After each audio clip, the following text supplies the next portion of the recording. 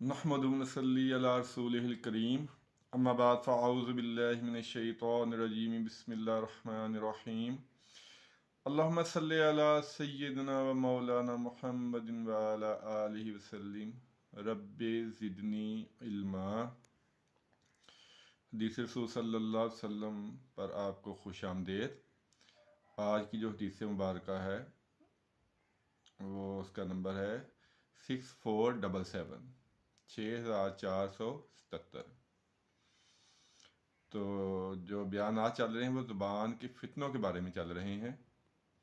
और पहले मैंने एक हदीस बयान की थी, मैं समझता था कि शायद वो हदीस ज़ुबान के फितनों के बारे में सबसे बड़ी वईद है, लेकिन आज जो हम हदीस सुन रहे हैं मेरे ख्याल में तो ये सबसे बड़ी और सबसे खौफनाक वईद है ज़ुबान के बारे में, ज़ुबान के फितनों के बारे में। बुखारी शरीफ की रवायत है, हज़रत अबू हुरैरा रज़ी अल्लाह ताला अन्हो रवायत करते हैं कि मैंने नबी पाक सल्लल्लाहु अलैहि वसल्लम से सुना कि आप सल्लल्लाहु अलैहि वसल्लम ने इरशाद फरमाया कि आदमी ज़बान से एक कलमा कहता है, एक लफ्ज़ कहता है और उसके बारे में सोचता नहीं कि उसने कितने कुफर और बेअदबी वाली बात कह दी है।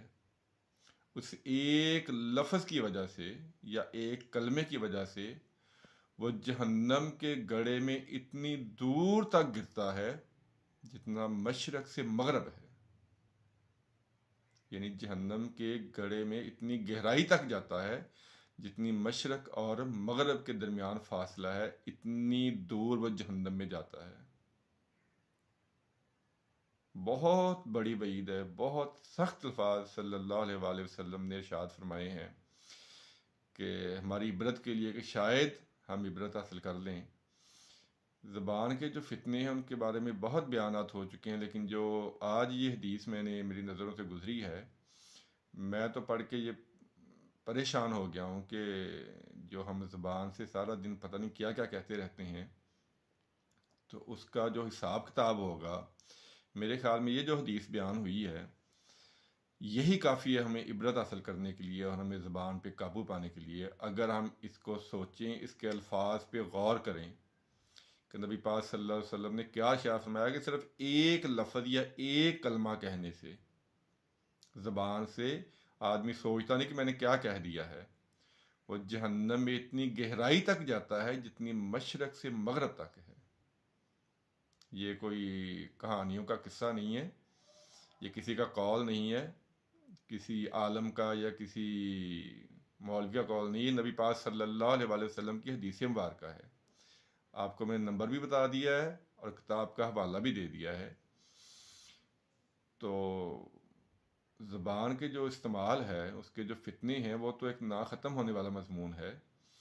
मैं तो जो रवायतें मेरे सामने आ रही हैं वो मैं बयान कर रहा हूँ सिर्फ इस नीयत से कि अल्लाह करे मुझ समेत हम अपनी ज़बान के इस्तेमाल को अगर सीख लें, कंट्रोल कर लें इसके ऊपर कि हमने इसको कहाँ पे इस्तेमाल करना है और कौन सा लफ्ज़ हमने इसे बोलना है और कौन सा नहीं बोलना, तो शायद हम भी जहन्नम के गड्ढे में जाने से बच जाएं।